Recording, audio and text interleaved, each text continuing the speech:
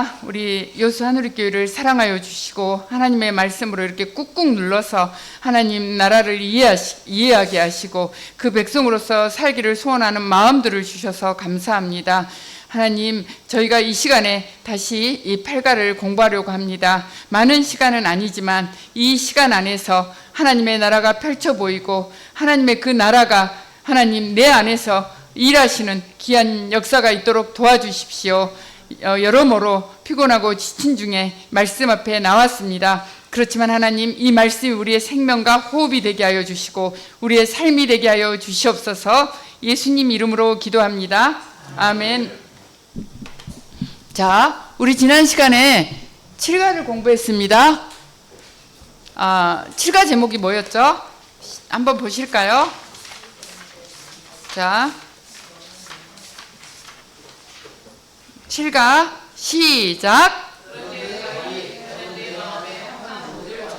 네, 지난 시간에 사무엘 상하를 통해서 다윗에 대해서 배웠어요. 다윗은 하나님을 대신해서 말씀대로 통치한 대리 통치자라고 그랬어요. 이제 이스라엘의 역사 속에서 모든 왕들은 이 다윗만 따라가면 된다고 그랬어요. 자, 그러면 오늘은 8가 보실게요. 이게 왜 안 되죠? 자, 8가 보겠습니다. 시작.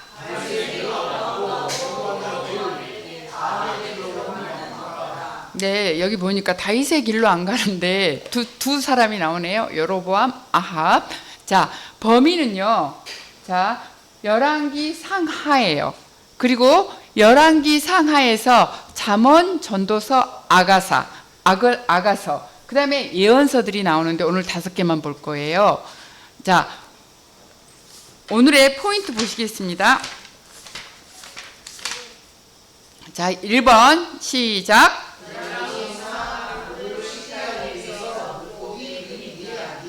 열왕기사는요 아주 복잡해요.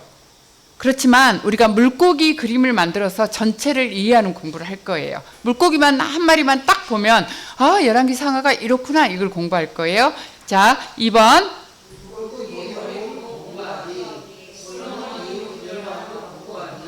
자, 여기에 보면 솔로몬 이후 있죠. 이후에 동그라미 해주시겠어요?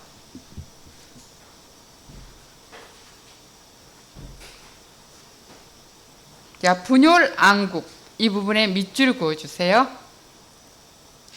자, 3번.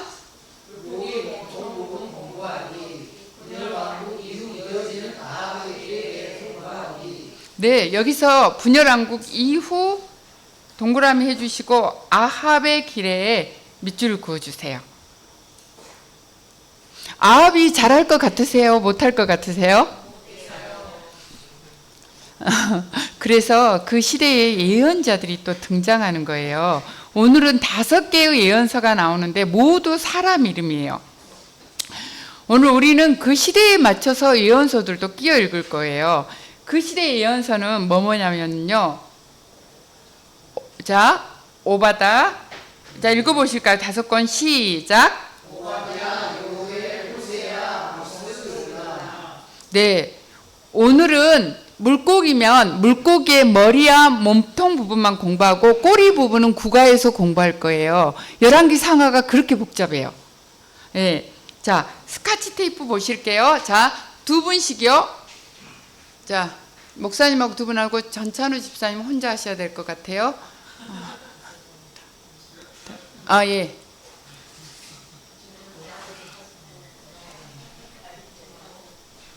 네. 이 스카치 테이프 보시면은요. 자, 우리 장로님하고 장선호 권사님부터 3줄씩 읽으시고요. 자, 3줄 읽으시고 뒷부분도 뭐뭐 때문이라고 생각합니다. 3줄 있으시죠? 예, 그 다음에 그 밑에 2, 4, 5, 6 다윗 왕조로만 흘러갑니다. 이 부분이 있죠. 알아서 읽으시다가 알아서 맞히셔가지고 마지막까지 가보겠습니다. 자, 시작. 다윗은 왕상의 샘플이었습니다. 그래서 왕들 중에 다윗 같은 왕이 나타나면 그는 다윗의 길로 행했다고 평가합니다. 예를 들면 시험 왕은 드레스하게 왕이 되었는데 다윗에게로 생겼다고 기술합니다. 사마와 다윗은 왕이었지만 열왕기 상하에는 등장하지 않습니다. 따로 떼내어 사무엘 상하에서 나오었습니다. 사사 시대 때 왕상에 세르불로 등장하기 때문이라고 생각합니다. 우리는 열왕기상 하에 와 있습니다. 다윗은 이제 늙어서 이불을 덮고 따뜻하지 않습니다. 솔로몬부터 시작하는 이야기가 왕상입니다.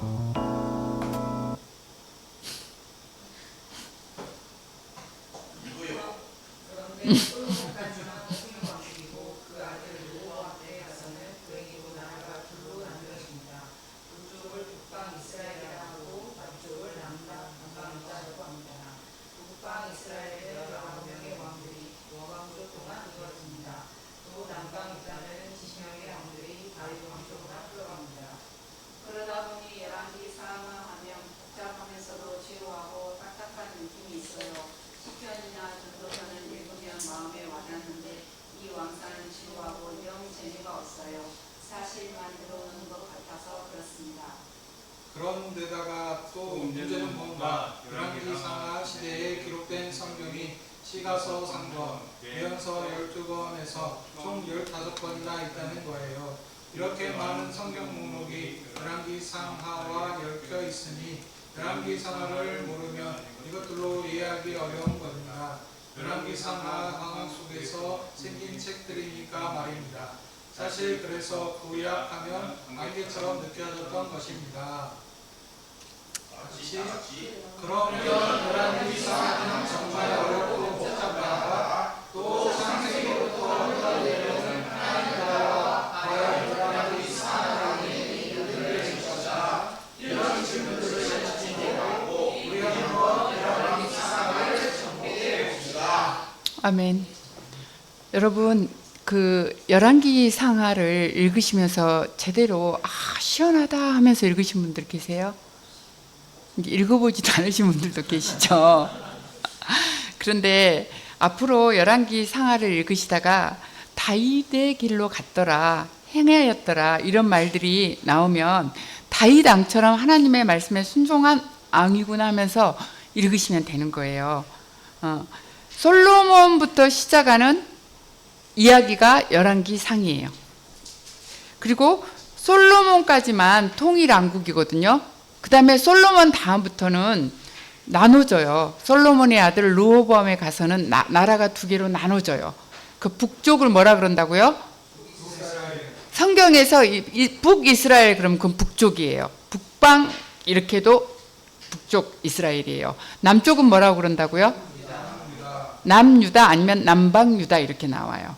예, 그래서 열왕기서에 보면서 이스라엘 남방유다 막 이렇게 나오면 최소한 북쪽이구나 남쪽이구나 이거를 이해하셔야 된다는 거예요. 통일왕국 이후로 나눠진다는 거예요. 그 다음에 북방 이스라엘의 왕이 몇 명이라고요? 19명. 구 왕조 동안 계속 쿠데타가 일어나요. 남유다는 몇 명이요? 20명. 다윗 왕조로 흘러갑니다. 자, 열왕기에 이거는 10명의 왕이라는 뜻이 아니에요. 나열하다 할 때 열자예요. 왕들을 나열해서 기록하다 해서 열왕기 상하예요. 자, 내용 들어가게 보겠습니다. 자, 큰 1번 시작. 열왕기 상하 이야기 스케치. 네, 방가로 1번.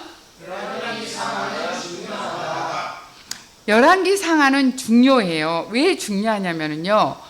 15권의 종속 목록을 거느리고 있으니까. 열왕기 상하에서 15권의 다른 책들이 나온다고요. 종속 목록이.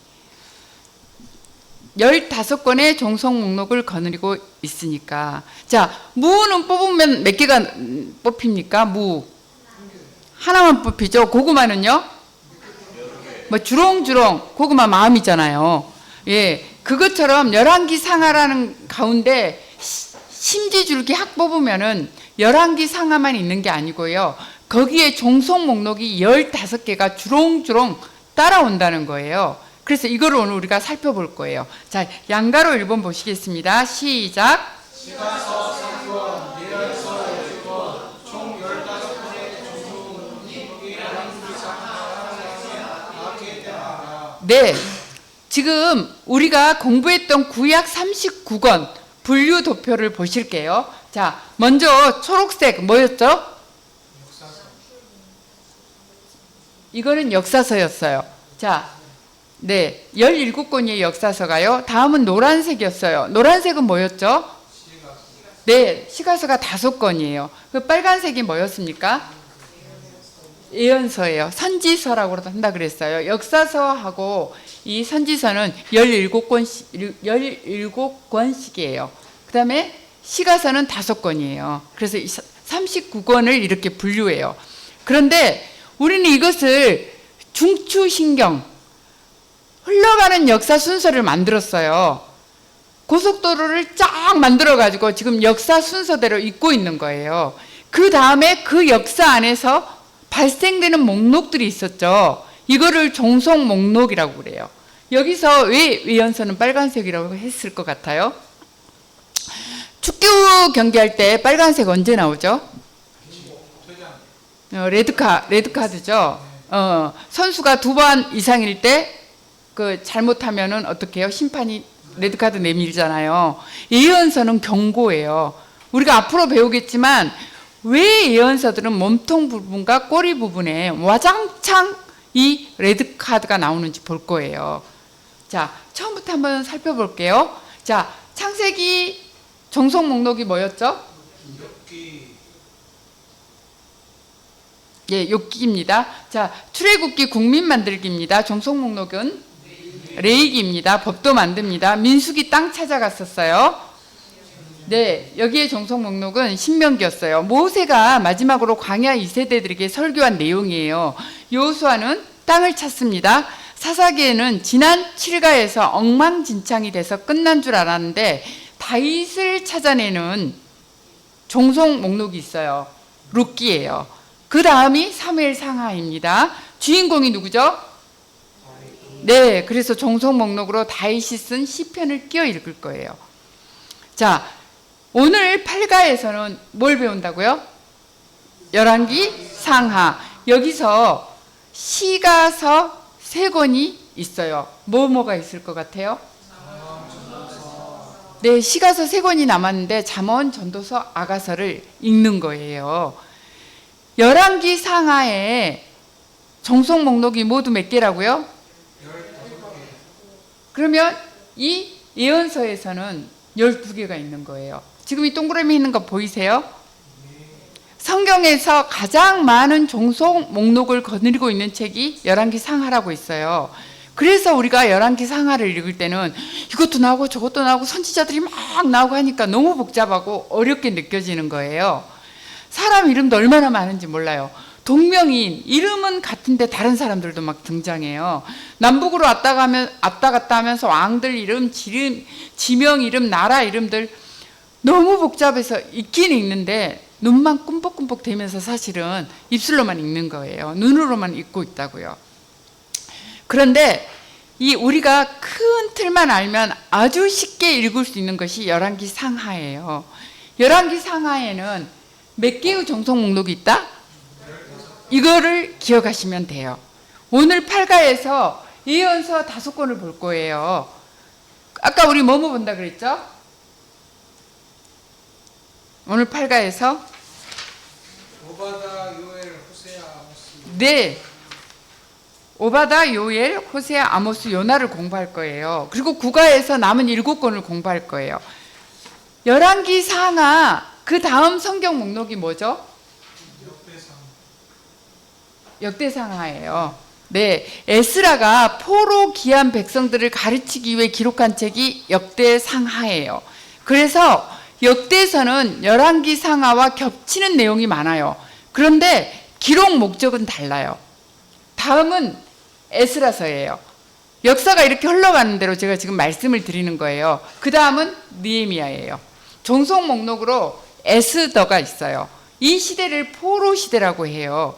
북이스라엘은 완전히 망해서 나라가 없어져요. 남유다는 포로로 끌려가요. 이 시대도 예언자들이 등장하는데 이 예언자들이 누구라고요? 에스겔, 다니엘, 학개, 스가랴, 말락이에요. 다시 한번 39권을 잠시 그냥 살펴봤어요. 열왕기 상하가 왜 중요한지 아시겠어요?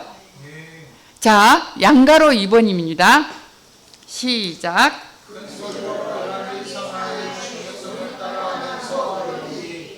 자, 함께 큰 소리로 읽어보겠습니다. 열왕기 상하는 중요하다. 왜? 15권의 종속 목록을 거느리고 있으니까.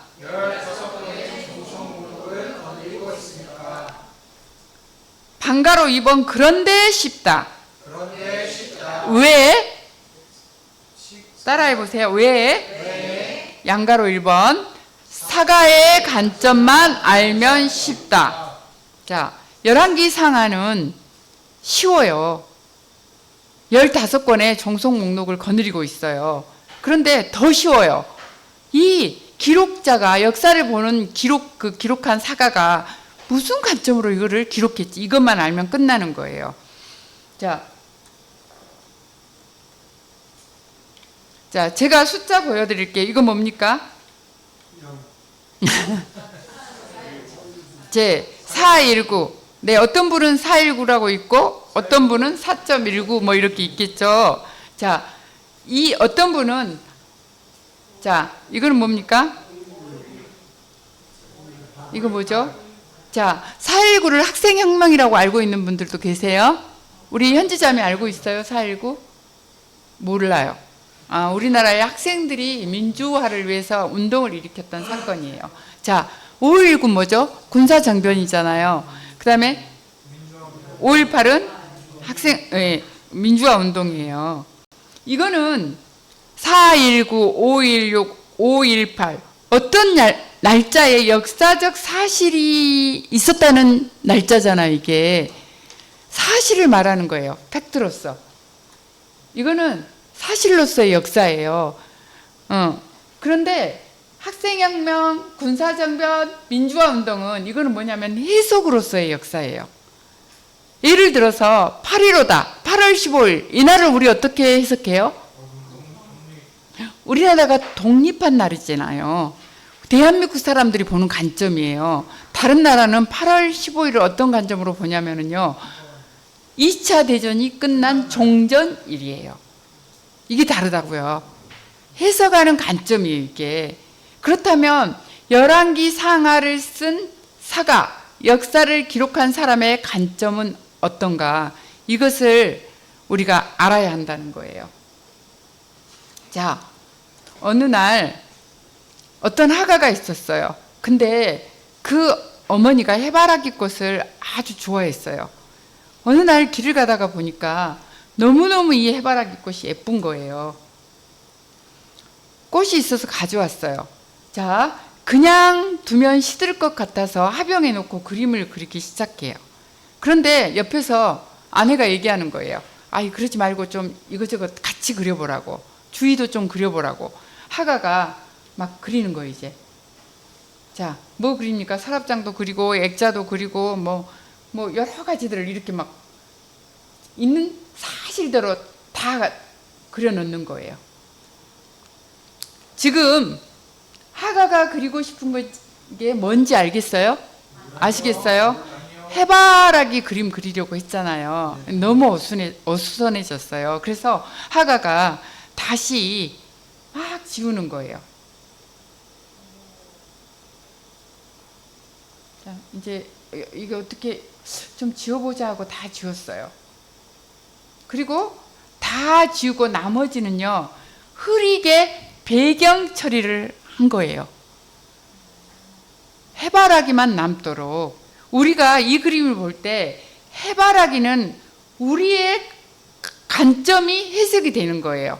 우리 현지자매님, 이 해바라기 보니까 어떤 생각이 들어요? 해바라기예요. 네, 그쵸? 우리 김은주 권사님은 해바라기 하니까 어떻게 보이세요? 씨를 빼서 볶아 먹을까? 네, 우리 요한자매는 어떤 관점으로 보이세요?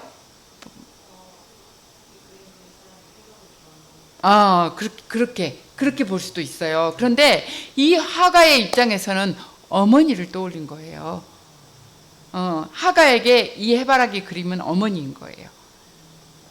그런데 우리가 그 배경을 모르고 이 해바라기 그림을 봤을 때 그 어머니를 도대체 떠올릴 수가 없잖아요.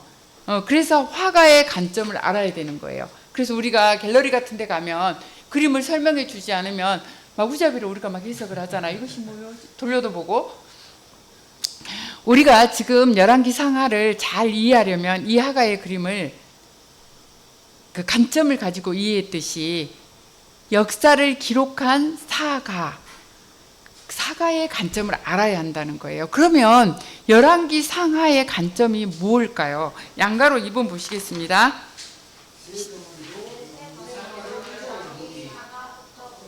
네, 새 덩어리를 볼 거예요. 열왕기 상하는 이스라엘이 왜 망했는지 이유를 말하고 싶은 거예요. 왜 이스라엘이 망했을까? 이게 사가의 관점이에요. 이게 비밀이라고요. 그렇다면 이스라엘의 역사는요, 열왕기 상하에만 기록됐을까요? 아니에요. 이미 북이스라엘에는 이스라엘 왕의 역대 지략이라고 하는 책이 있었어요.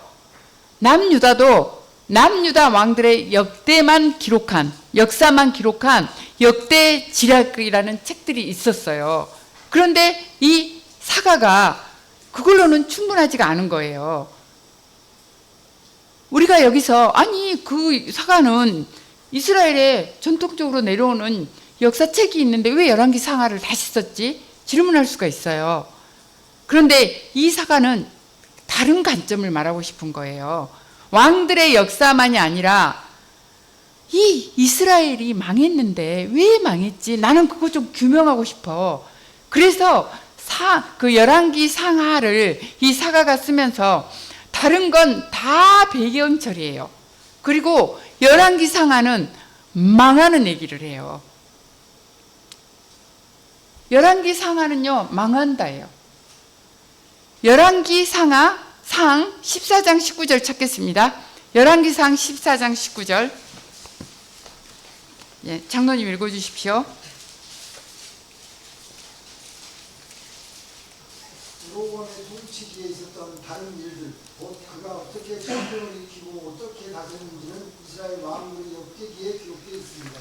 네, 북이스라엘의 왕이 여로보암이었잖아요. 그 다른 이야기는 역대 지략이 있으니 봐라 이런 말이에요. 자, 14장 29절도 좀 읽어주십시오.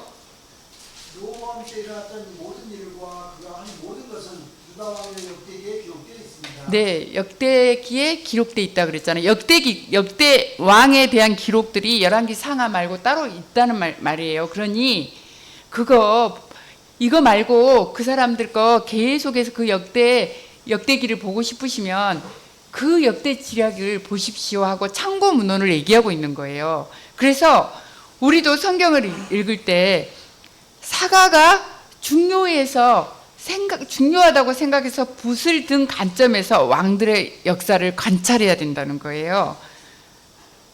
이 역사가가 중요하지 않다고 기록하지 않은 건 우리도 그냥 중요하지 않다고 보면 되는 거예요. 나머지는 아까 해바라기 배경처리 하자는 거예요. 그렇게 기록해 놨어요. 자, 열왕기 상하의 중요한 관점을 보실게요. 화가의 해바라기의 관점을 찾아내듯이 한번 볼 텐데 사가의 관점은 열왕기 상하에서 세 덩어리예요. 보실게요. 첫 번째 덩어리, 두 번째 덩어리, 세 번째 덩어리예요. 첫 번째 덩어리는 읽어보실게요. 시작. 자, 우리 그 다음에 두 번째 덩어리는 시작. 세 번째 덩어리. 이 세 가지면 끝나는 거예요. 열왕기 상하는. 솔로몬 이야기, 남북 갈라지는 이야기가 큰 덩어리로 있어요. 그 다음에 이 아합 왕이 어떻게 했길래 아합 왕 얘기를 길게 기록한다고요. 그 다음에 망해요. 북쪽도 망하고 남쪽도 망하거든요. 자, 우리 성경을 좀 살펴보겠습니다. 열왕기 상을 다 펴십시오. 자, 열왕기 상의 1장의 가장 위의 소제목이 뭡니까? 1장 1절의 제일 위가 뭡니까? 다윗이 늙은 때 아닙니까? 1장 1절 위에 네, 다윗의 태장을 기록하고 있어요. 그리고 1장 11절 보십시오. 소제목이 뭡니까? 11절 위에 1장 11절 아니요, 1장 11절 위에 소제목이 나와 있죠. 솔로몬이 왕이 되다라고 기록되어 있지 않나요? 아, 기록되어 있지 않아요? 아, 네, 솔로몬이 왕이 되는 얘기가 나와요. 여기서 11장에서요.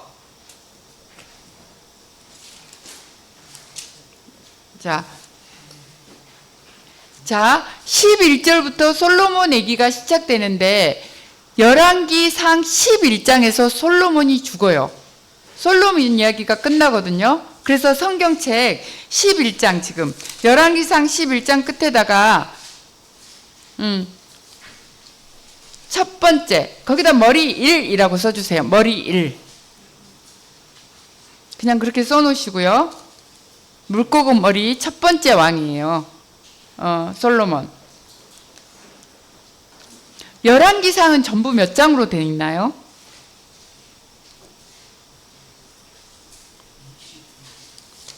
자, 몇 장으로 되어 있습니까? 22장으로 되어 있는데요. 벌써 11장이 솔로몬까지 기록됐다면 열왕기상은 전부 22장 중에서 11장이 지나갔어요. 반이 지나갔다는 거예요. 여기까지 어려운 분 계세요? 열왕기상 11장까지는 솔로몬 이야기구나 이렇게 이해하시면 되겠습니까?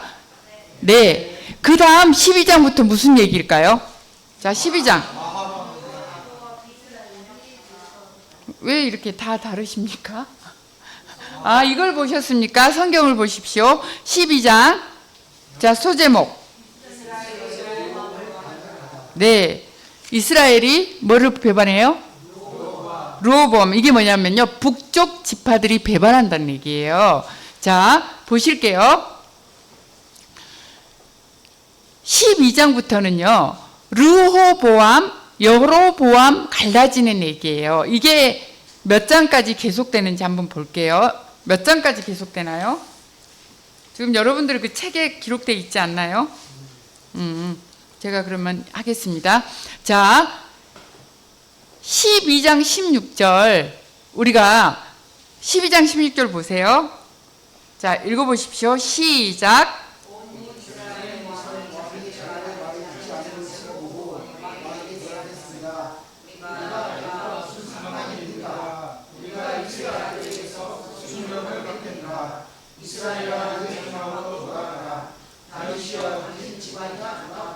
네, 네, 이게 갈라질 때 사용하는 말이에요. 남북이 갈라질 때 관용적인 표현이라고 그러는데요. 14장 21절 보시면 눈으로 따라오십시오. 유다 왕 르호보암이 나와요. 14장 21절에 그 다음에 15장 1절에 유다 왕 아비암, 9절 유다 왕 누구, 25절에 이스라엘 왕 나다비아기, 33절에 이스라엘 왕 바하사. 이렇게 남북을 왔다 갔다 하면서 왕들을 아주 간단하게 기록해요. 그런데 이제 첫 번째 덩어리 솔로몬 이야기와 남북으로 갈라지는 이야기를 할 거예요. 갈라지는 이야기를 했어요. 지금 첫 번째 덩어리가 솔로몬 이야기가 남북 갈라지는 이야기 했다 그랬잖아요. 그런데 두 번째 이야기가 누구 얘기라고요? 사가가 15장까지는 남유다와 북이스라엘을 왔다 갔다 하면서 기록하다가 16장에서 이스라엘로 포커스를 맞춰요. 이스라엘은 북쪽인가요? 남쪽인가요? 북쪽이에요. 이스라엘 왕 엘라, 시므리, 오므리. 그리고 16장 29절에 보면요. 아합 왕이 나와요. 자, 19장 29절 보실게요. 16장 29절. 자, 16장 29절 자, 읽어 주십시오. 시작.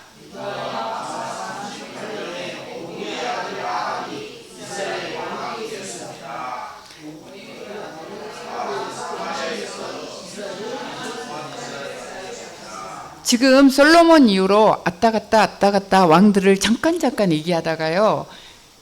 16장에서 이스라엘로 포커스를 맞추더니 한 사람한테 포커스를 맞추는데 그게 아합 왕이라는 거예요. 그런데 이 아합 왕에 와서는 갑자기 이 사가가 멍석을 딱 깔아요. 그리고 뭔가 얘기해야 되겠다는 식인 거예요. 뭔가 얘기를 할 게 있어요. 여러분, 춘향전에 등장인물이 누구예요?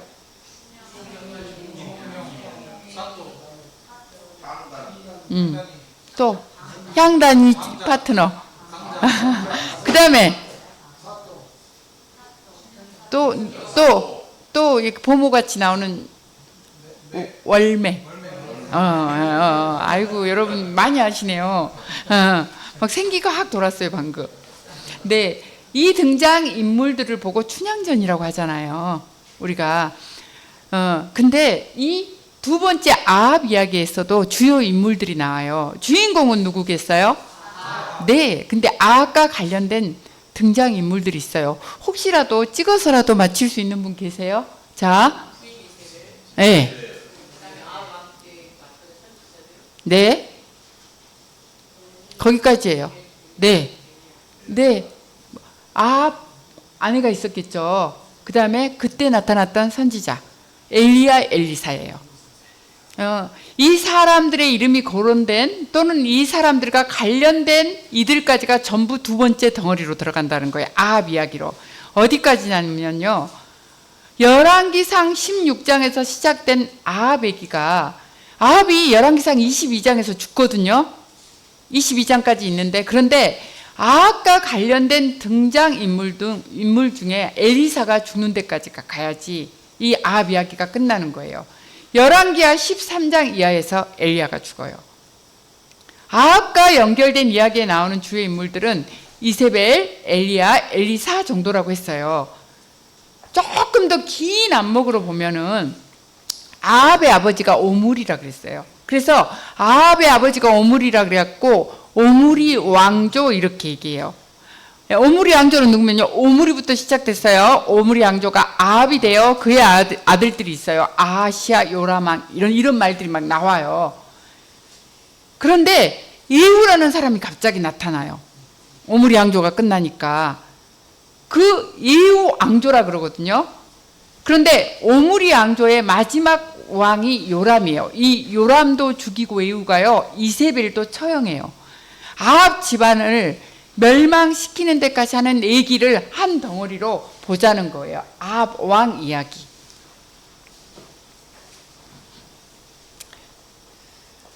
열왕기 상하를 거쳐서 21장이 두 번째 덩어리예요.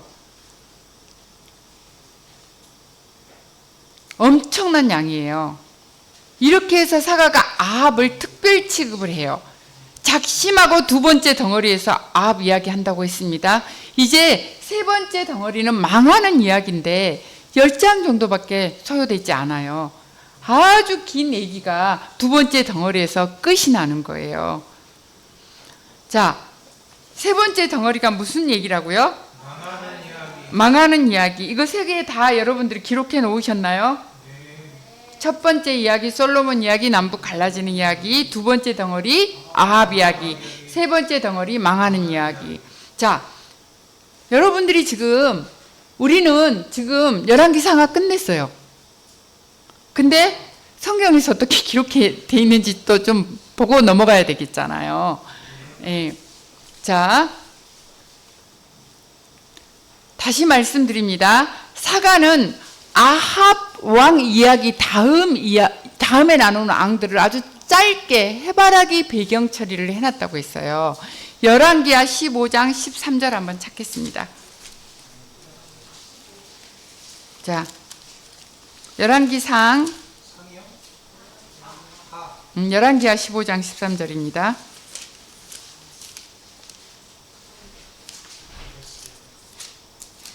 찾으셨습니까? 네. 자, 15장 13절 한번 읽어 주십시오.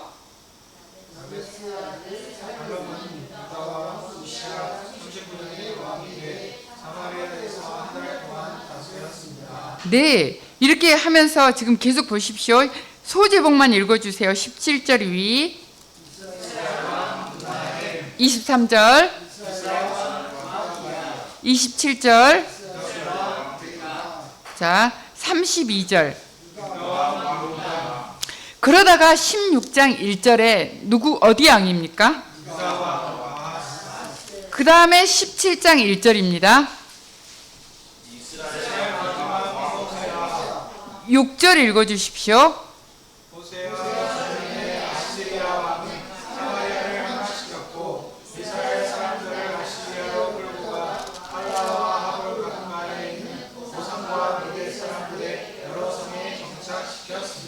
네, 아수르 왕이 사마리아를 차지하는 것까지 나오잖아요. 북이스라엘이 멸망하는 사건이 여기에 나와요. 그리고 24절 보면 아수르 사람들이 사마리아에 거주하는 그 기록이 돼 있어요.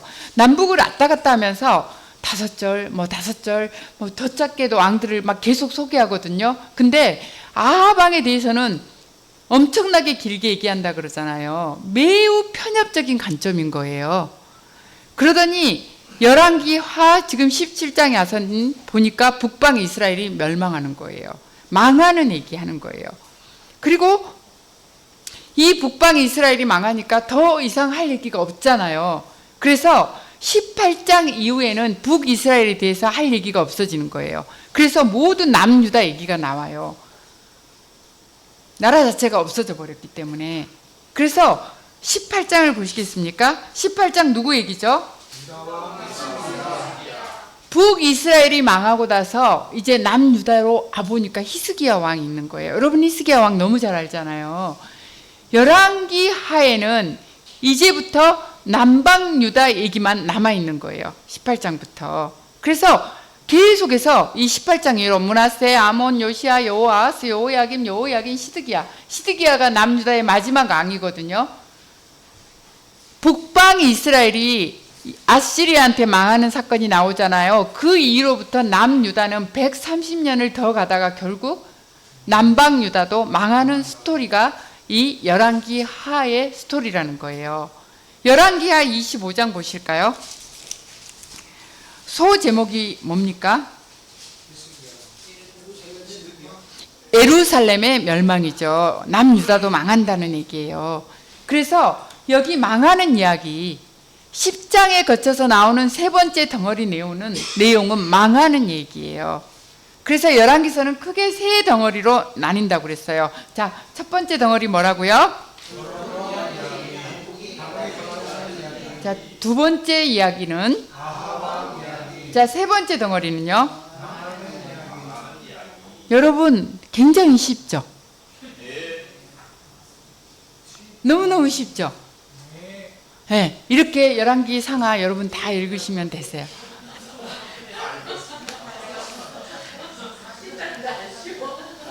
자, 양가로 3번입니다. 예, 저를 따라서 한 번 더 크게 외쳐보세요. 열왕기 상하는 중요하다. 왜? 15권의 종속 목록이 있으니까. 그런데 쉽다. 왜? 사가의 관점만 알면 되니까.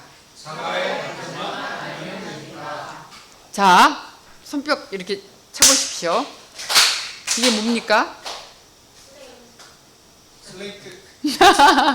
이 왕국이 하나였잖아요. 남북이 솔로몬까지. 그러다가 어떻게 돼요? 북쪽과 남쪽이 나눠요. 자, 남쪽 왕이 누구였어요? 유다예요. 남쪽 왕 이름이 르호보암. 자, 북쪽 왕은 네, 쭉 같이 가요. 그러다가 어느 쪽이 망해요? 북이스라엘이 사라져요. 그 다음에 130년 가다가 남유다 꽝 끝났어요. 네. 자, 이제 방가로 아니 양가로 4번 읽을게요. 시작. 네. 물고기 그림을 보고 우리가 열왕기 상하를 다 공부한다 그랬잖아요. 자, 이거 보실게요. 머리 부분으로 보이세요? 네. 솔로몬 이야기야 남북이 갈라진 이야기예요. 이게 머리 부분이라고요. 남유다는 솔로몬의 아들 르호보암, 북이스라엘은 여로보암이에요. 솔로몬의 신하였어요. 자, 또 보실게요. 솔로몬 이야기야 남북이 갈라진 이야기예요. 자, 두 번째 덩어리 보실게요. 자, 몸통 부분은 누구 이야기라고요? 네, 아하방 이야기예요. 그리고 그와 관련된 사람들 이세벨, 네. 그 다음에 이세벨, 그 다음에 선지자 누구였죠? 그리고 그와 관련된 사람들 이야기예요. 그 다음에 짧게 왕 이야기들이 나온다 그랬어요. 그 다음에 꼬리 부분은요. 북쪽은 아수르한테 망해요. 남쪽은 130년 더 가다가 바벨론한테 망하는 이야기예요. 그냥 망하는 이야기예요. 북이스라엘이 망했죠. 호세아 때. 밑으로 내려오니까 누구예요? 그리고 130년 가다가 망해요. 네. 자, 이렇게 해서 머리 부분, 몸통 부분, 꼬리 부분이 합쳐서 물고기 모양으로 열왕기 상하를 그려내요.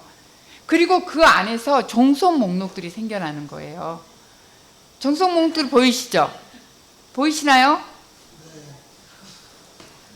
자, 여기서 보시면 굵은 선이 나오죠. 솔로몬부터 어느 쪽으로 굵은 선이 있나요? 위쪽. 여로보암 앞쪽. 이 사람들이 포커스라는 거예요. 북쪽 이스라엘이 왜 망하는지 이 사가가 설명하고 싶은 거예요. 그 다음에 망하고 나니까 밑으로 내려와서 없어지니까 이쪽이 진해졌잖아요. 남쪽 유다는 왜 망했지?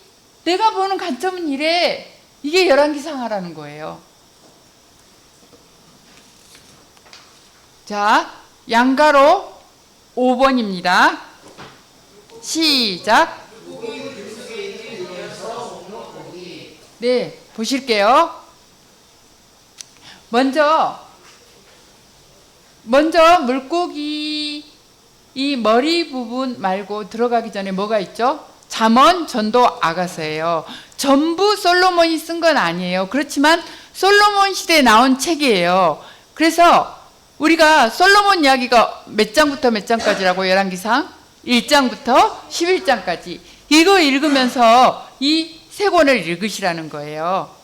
그리고 나서 몸통 부분에 오니까 예언서들이 조금 등장하잖아요. 지금 아합하고 여기 밑에 남쪽에. 그런데 이 꼬리 부분에서는 와장창 등장해요. 남유다 때는. 자, 선지서가 뭐라 그래? 무슨 색? 빨간색. 빨간색은 무슨 카드? 레드카드. 경고예요. 너희들 그러다가 망한다. 선지자들이 왜 나오냐면 너희들 망한다. 예언하시는 거예요. 하나님께서. 그러면서 너희들 돌아오라 계속 말씀하시는 거예요. 예언서들이 나오면 망한다는 얘기예요. 그런데 하나님 입장에서는 자기 백성을 너무너무 사랑하시는 거예요. 빨리 돌아와. 그래서 예언자들이 대거 포진하게 되는 거예요. 망하기 전에. 자, 동그라미 1번입니다. 자, 네, 요엘 누구죠? 네. 자, 북쪽에 여로보암 2세라고 되어 있는데 몇 명이 나옵니까? 호세아, 아모스, 요나 나오죠. 그 다음에 여로보암 이전에 여호람 왕 때 오바다, 요엘이 있어요. 이거 전부 다 기록 선지자들이에요. 사람들 이름이고 성경책에 있잖아요.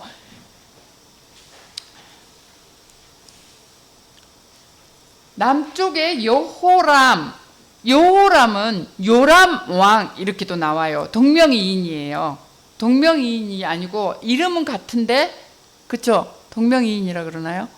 이름이 두 개인데 사람이 하나인 거. 여호람, 요람 같은 왕이에요. 여기 보면 여호람이라고 돼 있죠. 이 왕 때 오바다, 요엘이 출연을 해요.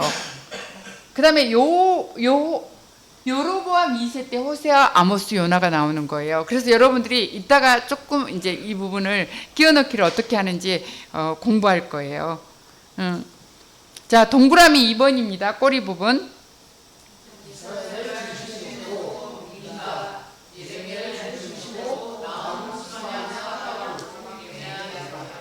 남유다가 이제 북이스라엘이 멸망하고 나오니까 히스기야 왕이 있어요. 히스기야 왕 때 활동했던 왕이 그 선지자가 이사야예요. 그때 미가도 함께 활동을 하는 거예요. 그 다음에 여기 보십시오. 요시야 때부터 에레미야가 활동을 하거든요. 그때 이 나훔, 스바냐, 에레미야가 하박국 이때 그 선지자들이 활동을 하는 거예요. 이때 끼어 읽을 거예요. 근데 이거는 다음에 다시 공부할 거예요. 우리가 활동이 있는데 시간이 없기 때문에 그냥 넘어가겠습니다. 이 물고기 그림을 다음에 한번 그려보시라고 제가 좀 숙제를 내드려야 될 것 같아요. 자, 큰 2번 보시겠습니다. 물고기 머리와 몸통 자세히 보아하니. 지금까지 열왕기 상하를 스케치했어요. 이제 머리 부분과 몸통 부분을 좀 자세히 공부할게요. 자, 방가로 1번.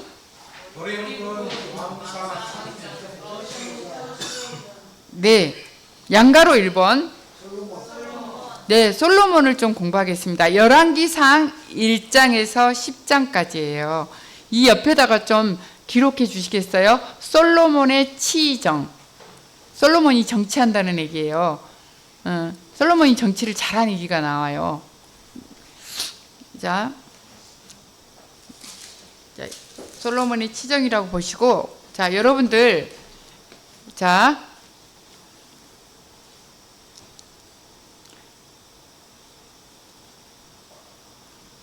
열왕기상 1장을 좀 펴주시겠어요? 자, 1장 11절에 큰 제목이 뭐였죠? 네, 솔로몬이 왕이 돼요. 그 다음에 넘기십시오. 2장에서 큰 제목이 뭡니까? 소제목이? 솔로몬이 왕 다음에 다윗이 솔로몬에게 유언을 합니다. 자, 3절 보실게요. 다 같이 읽습니다. 시작. 그리고 내 하나님 여호와의 명령을 잘 지켜 그의 길로 걷고 모세의 율법에 기록된 대로 여호와의 규례와 계명과 법도와 증거들에 대한 말씀들을 지켜라. 그러면 네가 무엇을 하든지 어디로 가든지 모든 일이 잘 될 것이다. 네, 같이 읽는 거였습니다. 네. 그런데 이 다윗이 유언을 하고 죽어요. 그런데 솔로몬이 다윗의 유언을 아주 잘 받들어요. 3장에서는 뭐가 나오냐면요, 솔로몬의 지혜 얘기가 나와요. 이 3장은 다 읽을 수 없지만 조금 그래도 보겠습니다. 그때 성전이 없는 상태입니다. 아직 성전이 없어요. 자, 4절 보실게요. 왕은 제물을 밀어 기본으로 갔습니다. 그곳에 큰 산당이 있었기 때문입니다. 자, 네. 다시 마지막까지 읽어주십시오. 솔로몬은 그 제사에서 천마리 짐승을 번제물로 드렸습니다. 예. 5절에 보면 뭐라고 하시죠? 시작. 여호와께서 밤중에 기브온에서 솔로몬의 목소리가 나타나셨습니다.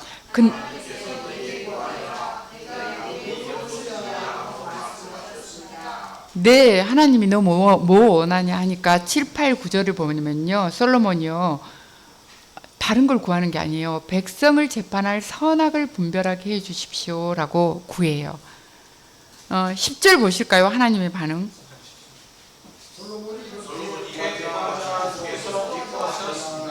하나님이 솔로몬의 그 요구가 너무 마음에 드는 거예요. 솔로몬의 백성이 하나님의 백성인 거잖아요.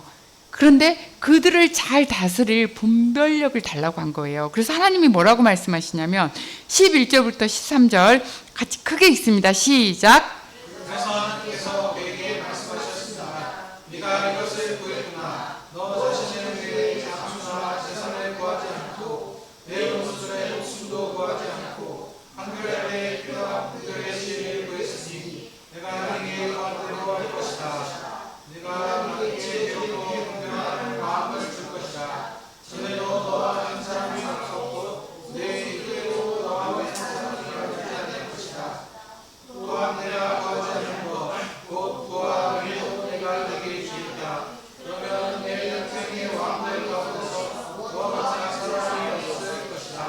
아멘.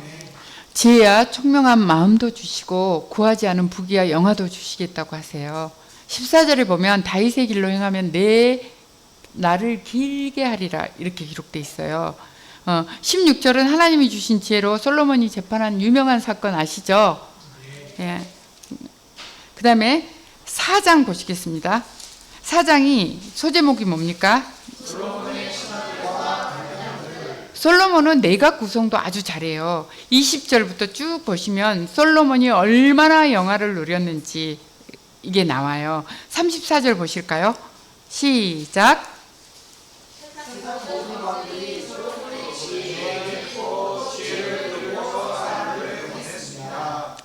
아멘. 여기서 보면 솔로몬의 지혜가 나오잖아요. 그 지혜가 우리는 막 솔로몬이 막 영리해가지고 뭔가 막 잘한 이런 게 하나님으로부터 나오는 하나님의 말씀의 지혜들이었어요. 그 하나님으로부터 모든 지혜가 나오는 거예요. 이 세상에 이길 수가 없죠. 우리가 아무리 공부를 많이 한 사람도요, 하나님의 지혜, 하나님의 말씀 안에서 가지고 있는 지혜들을 가지고 일을 하는 사람들을 이길 수 없어요. 그래서 세상을 이기는 거예요. 하나님은 창조자시기 때문에 자기 자녀들에게, 자기 백성들에게 그 하나님의 말씀을 의지하는 자들에게 그 지혜를 주세요. 삶의 지혜, 모든 지혜를 주시는 거죠. 자, 5장부터는요, 솔로몬이 성전 건축을 준비해요. 그 다음에 6장에서 뭐라고 있나요? 성전을 건축하는 거예요. 다윗 왕이 설계도를 만들었죠. 그대로 성전 건축하는 거예요. 6장 1절 보실까요? 자, 6장 1절 읽어주십시오. 시작.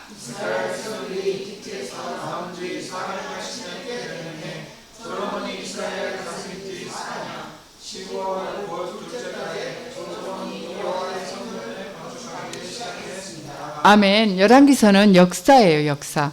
그래서 역사서이기 때문에 날짜가 많이 기록돼 있어요. 출애굽한 지 몇 년 됐다고요? 480년. 솔로몬이 왕이 된 지 4년. 15월은 2월이에요. 현재 우리 달력으로 4월에서 5월경이에요. 근데 자, 그렇게 했는데 38절 보실까요? 38절.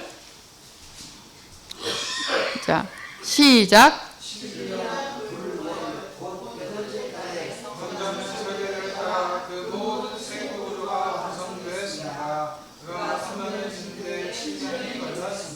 네, 성전 건축을 7년을 해요. 그런 다음에 자, 7장 1절 보시겠습니다. 시작.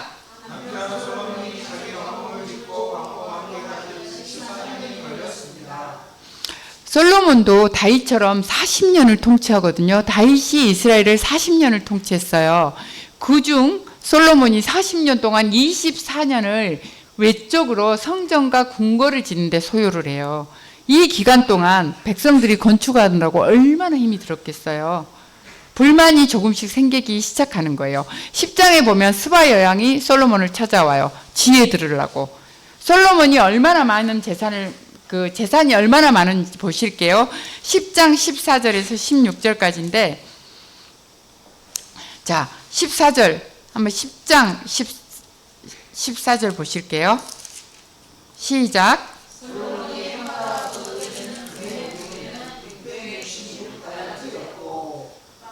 자, 15절.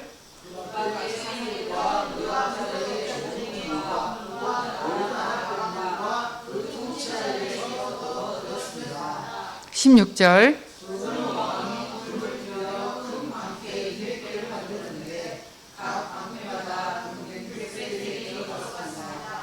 솔로몬은요, 세금을 금으로 받았어요. 금 666달란트를 하는 거는요, 금으로 22.8톤이래요. 지금 가치로 한 사람은 2조예요. 2조. 무역을 많이 해요. 여기서는 나오지 않지만 성전을 모두 금으로 장식하거든요. 16절에서도 방패도 금으로 만들어요. 심지어. 한 방패에 금이 600세겔인데 한 개당 7억 정도 한대요. 적은 방패도 만들었는데 작은 방패 하나에 1억 5천. 그 엄청난 부귀 영화를 누린 왕이에요. 이 솔로몬의 치정이라고 쓰셨잖아요. 동그라미 1번 옆에. 정치를 잘했다는 뜻이에요. 동그라미 2번 보시겠습니다. 자, 솔로몬이 배교하는 거예요. 솔로몬이 하나님을 떠나요. 그 부분을 좀 읽어보겠습니다. 말년에 가서 배교를 하는데요. 11장 1절 좀 같이 읽겠습니다. 시작.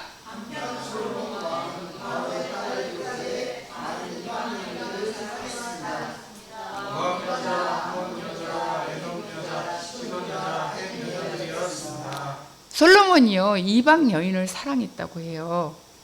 근데 엄청나요. 모압, 암몬, 에돔, 시돈, 헷 여인들. 이방 족속들인데 완전히 우상 숭배하는 족속들이잖아요. 자, 2절에 하나님이 그들과 통혼하지 말라고 한 여인들이에요. 섞이지 말라는 거예요. 그런데 그렇게 한 거예요. 솔로몬 시대는 땅이 엄청 넓었어요. 애국과 대등하든지 좀 더 작았다고 해요. 애교 전략으로 정략 결혼을 했던 건데 3절 한번 보실게요. 시작.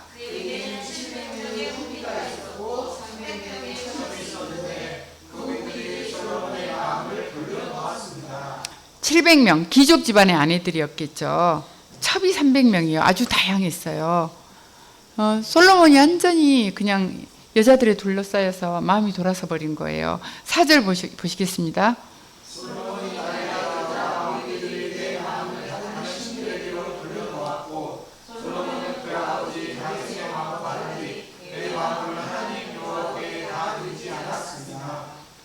여인들이요, 나 산당 하나 지어주세요 이런 요구들 했겠죠.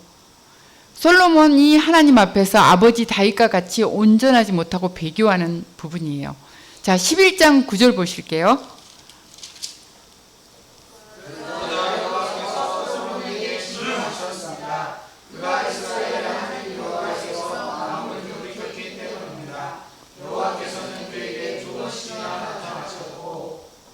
하나님이 얼마나 진노하셨던지 두 번이나 나타나셔 말씀하시는 거예요. 10절 보시겠습니다.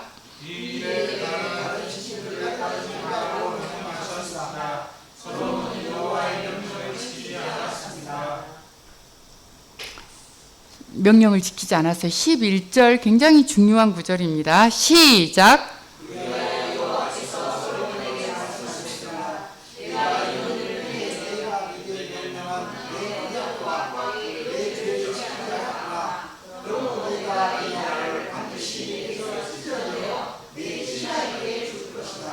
하나님께서요 솔로몬한테서 나라를 빼앗아서 신하한테 준다고 그래요. 나중에 내 신하 여로보암인 거예요. 여로보암한테 주시는 거예요. 자, 13절까지 읽겠습니다. 13절 시작. 아니요, 13절 시작.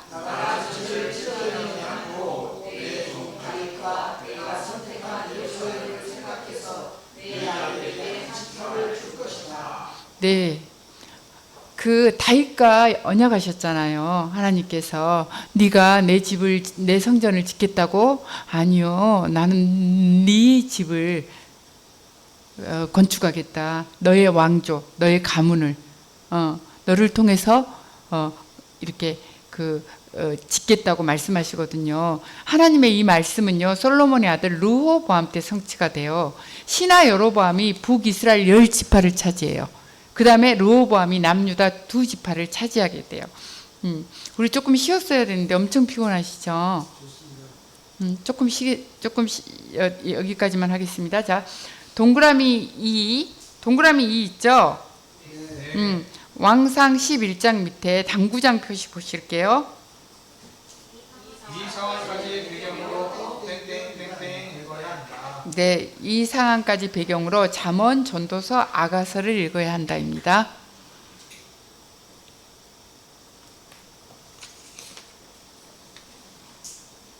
잠깐 쉬었다가 너무 늦어버렸죠. 끝내야 되나요? 지금 2시 반인데. 왜 늦게는 시작했는데 우리 전 집사님 보니까 너무 피곤해 보이셔가지고 제가 조금만 더 할까요? 쉬었다가. 네, 그러면 10분 쉬겠습니다.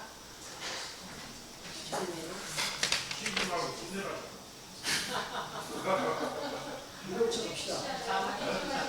유력처 하시게요. 네, 그냥 할까요? 옆에 분들 조금만 두들겨 주세요. 예, 조금. 예. 이리 와, 이리 와. 머리분만 끝내요. 8, 9가가 사실은 이 구약하면서 가장 복잡하고 어려운 부분이라서요. 나눠서 굉장히 하는 편이에요, 공부를. 예. 조금 감이 오세요? 지금? 열왕기서에 대한 감이 좀 오세요?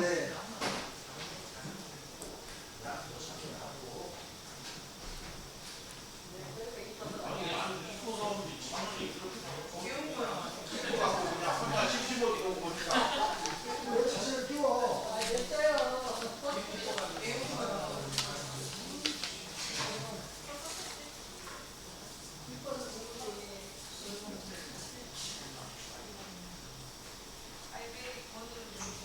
둘다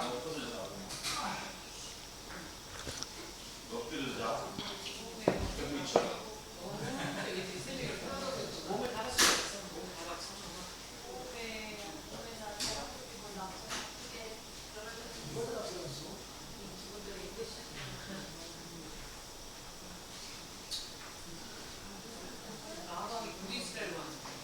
네, 북이스라엘.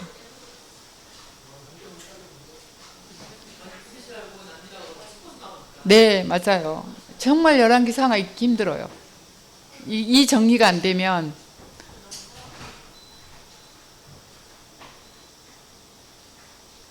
네, 이것을 한번 듣는다고 다 이해가 되는 건 아닌 것 같아요.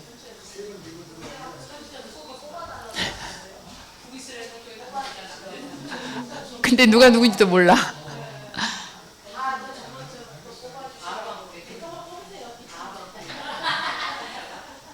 엘리야 엘리사인데 그 엘리야 엘리사는 기록 선지자가 아닌 거예요. 책이 없잖아요.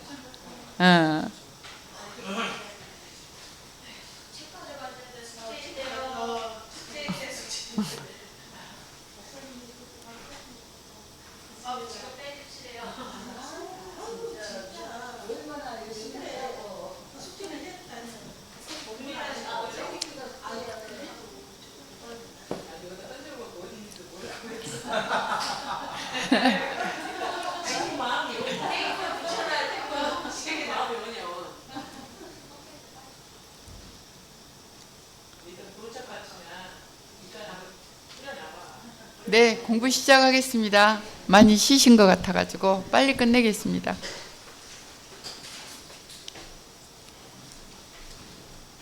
자, 솔로몬 분 저희가 공부하고 있잖아요. 그런데 자, 동그라미 3번 보시겠습니다.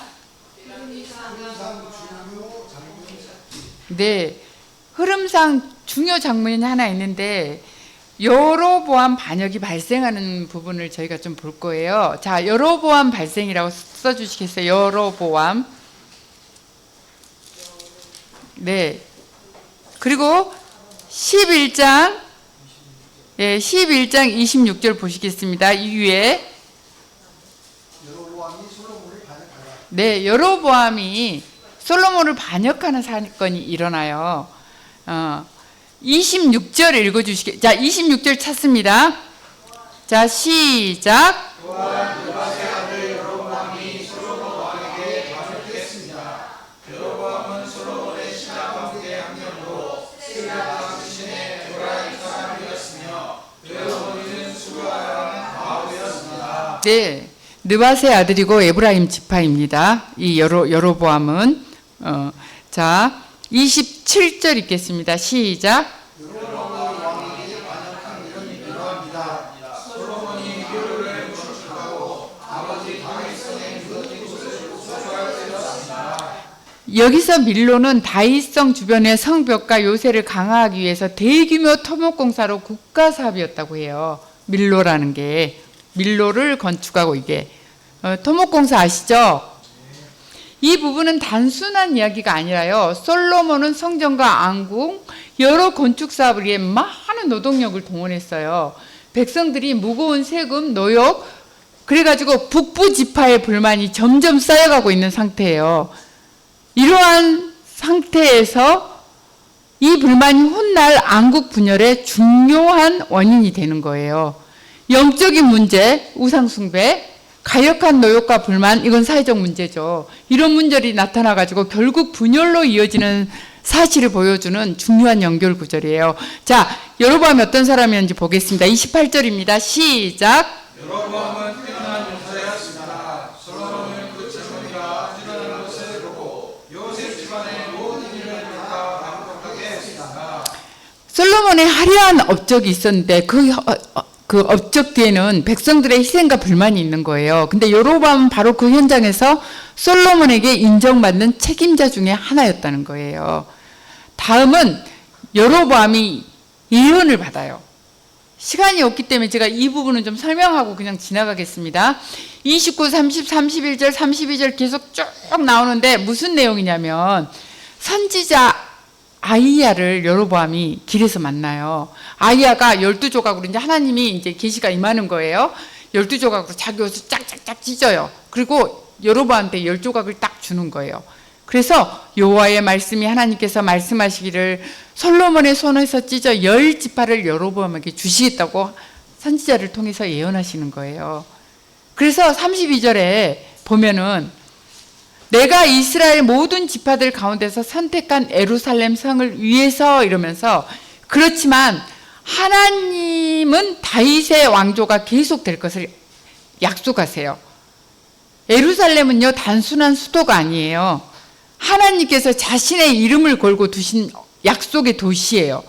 다윗 지파를 통해서 누가 오세요? 신약에서? 그래서 멸망시키지 않아요. 찢어서 한 지파를 나눠준다고요.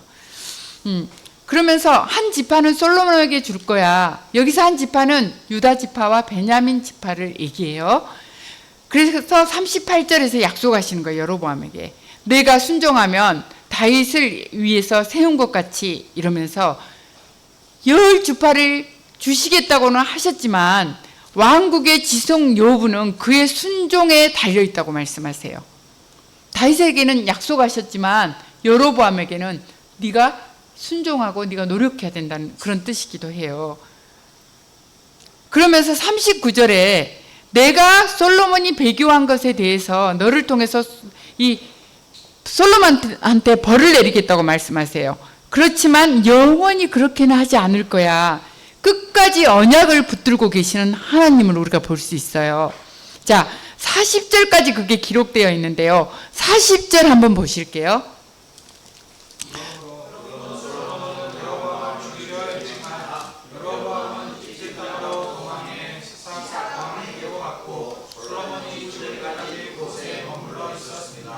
이 예언을 솔로몬도 들었어요. 이렇게 예언했다더라고. 그랬을 때 솔로몬이 여로보암을 죽이려고 해요. 그때 여로보암이 이집트로 이민 가는 거예요. 이민이 아니고 망명 가는 거예요. 도망가는 거예요. 그러면서 우리가 생각하고 있어야 될 게 남과 북이 이제 나뉘겠구나. 왜냐하면 하나님이 말씀하셨기 때문이에요. 10지파는 여로보암에게, 나머지 한 지파는 누구에게? 솔로몬에게, 아니 르호보암에게. 예. 그래서 11장 44절 보실게요. 11장 43절 시작. 누가 죽었어요? 그 다음에 누가? 네, 르호보암의 왕이 돼요. 그래서 이제 동그라미 4번 보면 솔로몬 샘플의 성격. 모델 다윗의 길을 가다가 이방 신에게로 배교함. 이렇게 써주십시오. 모델 다윗의 길로 가다가 이방 신에게로 배교한. 그렇게 솔로몬은 지혜로운 왕이었는데 결국 배교의 길로 가는 어리석은 솔로몬이 되는 거예요. 그 밑에 부분 아주 그냥 하고 끝내겠습니다. 자, 양가로 2번입니다. 네, 여기는 열왕기상 12장부터 14장까지 나왔어요. 동그라미 1번 보실게요.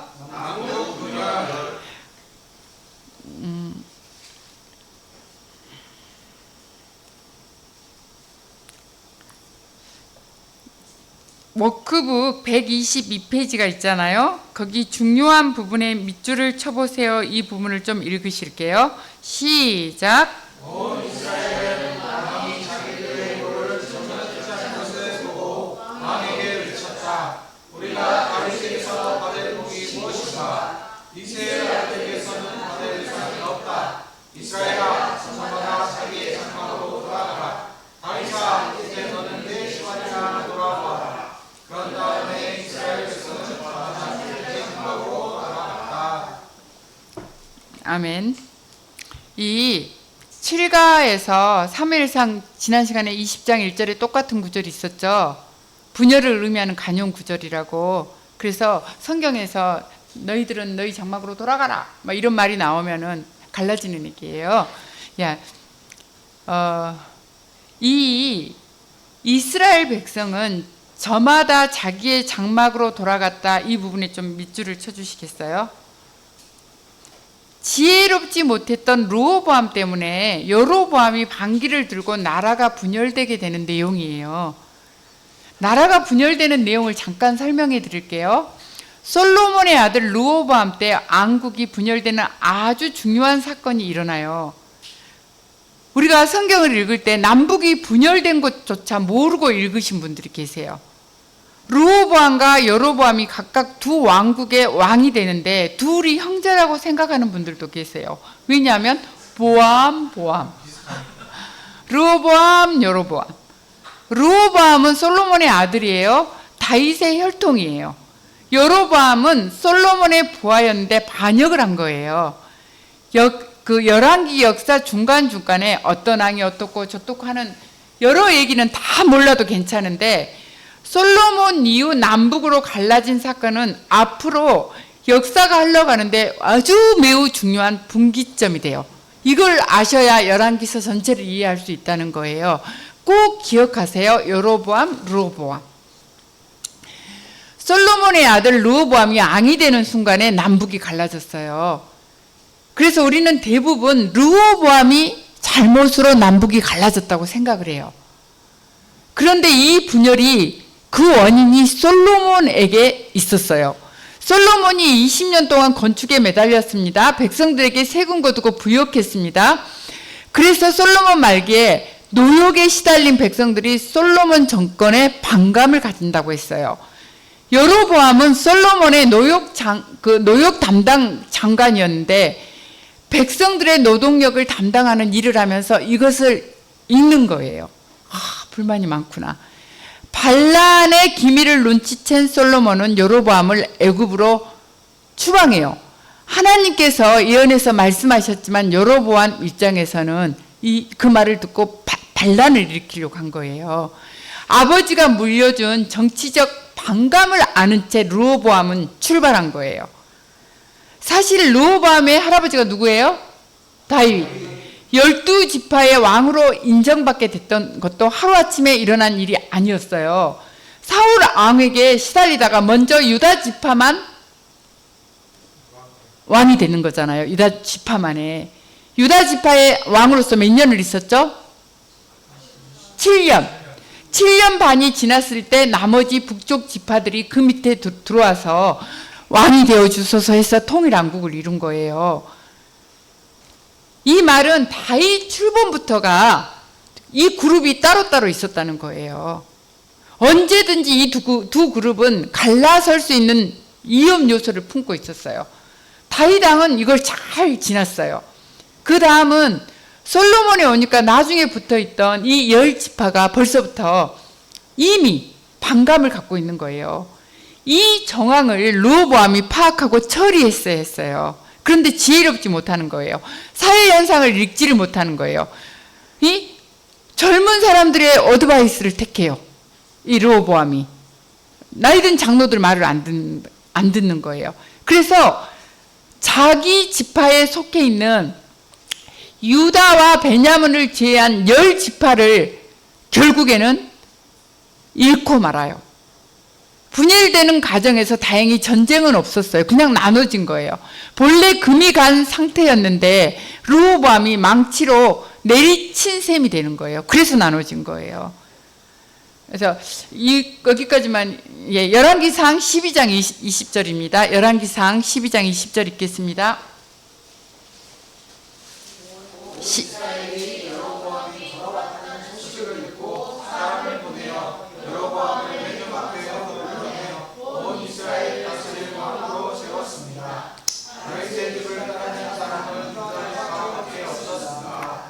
온 이스라엘이 지금 여로보암이 어디서 왔습니까? 애굽, 이집트에서 사람을 보내서 공식적으로 이스라엘 왕으로 삼는 거예요. 유다 지파만 다윗의 집, 다윗 지파예요. 아들 르호보암을 따른다는 의미예요. 그래서 결국 북이스라엘은 10지파, 남쪽은 유다 지파가 차지한 거예요. 남북 분열이 일어났어요. 여기서 남유다는 유다 지파 하나만 아니라 베냐민 지파도 있는데 왜 한 지파만 있는 것처럼 얘기해요? 그렇게 궁금해할 수 있어요, 여러분들께서. 베냐민 땅은 유다 바로 이쪽에 붙어 있었어요. 예루살렘도 사실 베냐민 경계에 걸쳐 있거든요. 그리고 시간이 지나면서 베냐민은 독립된 정체성보다는 유다와 하나처럼 인식돼 있었어요. 그래서 남지파, 남유다 하면 유다 지파와 베냐민 지파, 그리고 일부 레위인들이 포함된다는 것을 기억하셔야 돼요.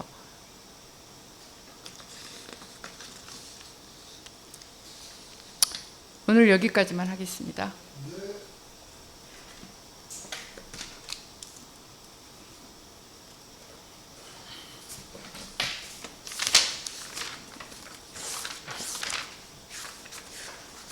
여기 참 보세요.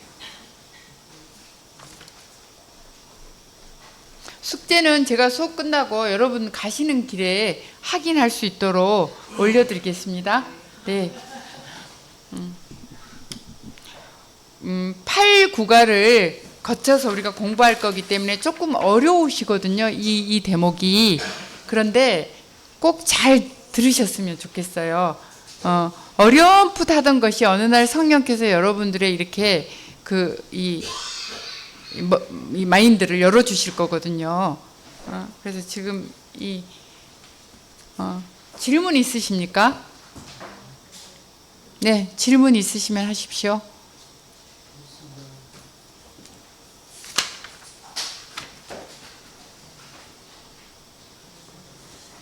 네, 누가 기도하시겠습니까? 제가 기도할까요? 아니면 장로님 기도하시겠습니까? 좋으신 아버지 하나님, 어려운 기회이고 힘든 시간이지만 성사님을 통하여서 이렇게 말씀을 잘 정리하고 다시 한번 들어갈 수 도우심을 감사합니다. 상황과 여건이 어렵고 힘든 가운데 하나님께서 길을 열어주시고 우리 귀한 하늘교회 식구들에게 이렇게 귀한 시간 주시는 감사합니다. 우리 오늘 듣는 것에 그치지 않고 제가 조금 더 같이 말씀을 보고 또 공부하여서 같이 잘 따라갈수록 도와주옵소서. 이번 기회를 통해 자세히는 아닐지라도 하나님의 역사를 또한 하나님의 계획을 제가 잘 같이 찾아오며 동참할수록 도와주옵소서. 그러한 우리를 하나님의 귀한 사역으로 사용해 주시고 우리 눈을 크게 열어서 하나님 나라 사역을 같이 볼수록 도와주옵소서. 아멘. 피곤 자도록 도우시며 우리 성사님 아버지 하나님께서 필리핀 복귀를 남지 않았사오니 건강을 도와주도록 인도하여 주옵소서. 감사의 예수님의 이름으로 기도드립니다. 아멘. 아이고 수고하셨습니다.